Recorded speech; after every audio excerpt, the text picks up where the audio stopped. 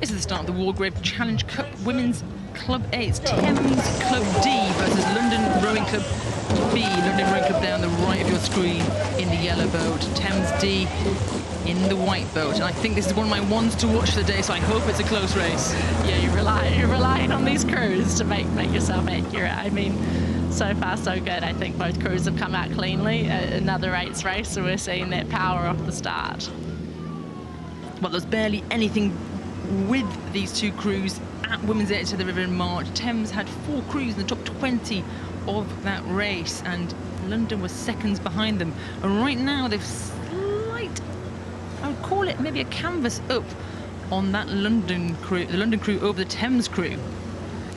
Yeah, and I think we mentioned it in the race before. This is such an important part of the race where you're pushing onto your rhythm, and just having that little bit of lead does give you a little bit more time, a little bit more relaxation and confidence to push on there, and this is such a vital part. If you can lock onto your rhythm, it means that regardless of what the other crew can throw at you later on, you can respond to it. In the bow there, London Rowing Club powering towards here, Ella Thompson.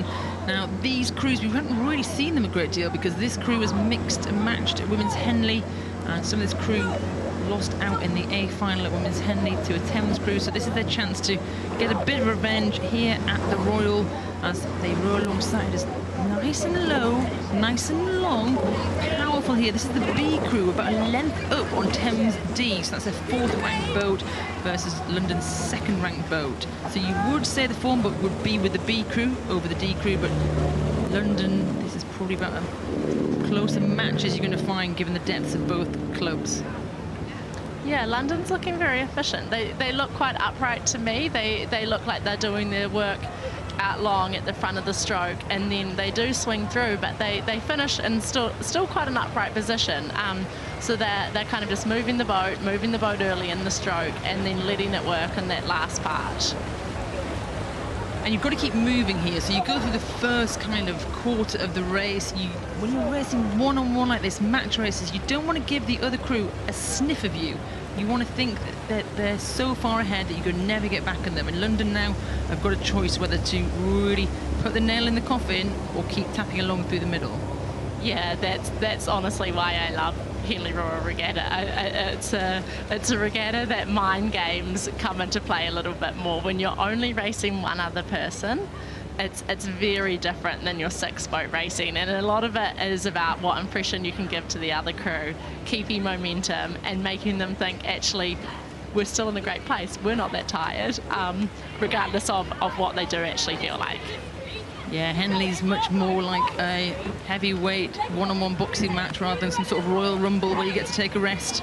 So right now we're seeing that one-on-one racing, and squeeze from London there as they pass through the Remnant. They're going to pass through the Remnant Club, which is about 1,500 metres, made up of 7 of the oldest clubs along the Thames Valley, and both clubs there will be represented at Remnant, London and Thames. So you'll get a Remnant roar going past there. I wonder who many got the loudest shouters in there today, but clear water as London B have broken through Thames D as we look down the London crew now. Yeah, London's definitely not letting up, and as you say, I think they're definitely wanting to keep moving, and potentially try and really solidify their place in the first half of this race. And as a rower, I think when you're in this sort of situation, it actually still does feel relatively close. It doesn't feel relaxing, this kind of lead. So even though I think as a spectator you might be like, oh yes, actually they're out quite a bit in front, I can tell you, if you're in the boat, you still feel relatively uncomfortable. Yeah, certainly when it's one-on-one. I think if you're in a 6-boat race like we're used to doing at international level, you can have crews around you that draw you up, but right now you are powering through. Your cox is telling you we've got to get to that next day. I want to break them, but I think just clear water, you're starting to feel a little bit confident. But I would say at this point your cox is telling you to still stick to the race plan. You're coming down into the enclosures, into those last few minutes of the race, keep it clinical.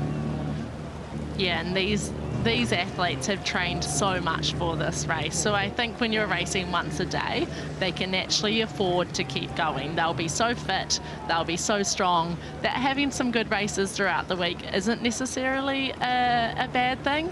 I think obviously you're wanting to conserve energy, but the training that's gone in before this regatta means that actually testing the lungs, testing the legs is potentially a benefit for later in the week. One of the things about getting older and kicking around this regatta for long enough is that I think this is my boat. I think this is the Jess Eddy. I'm just going to claim that's mine, if you can see it at all.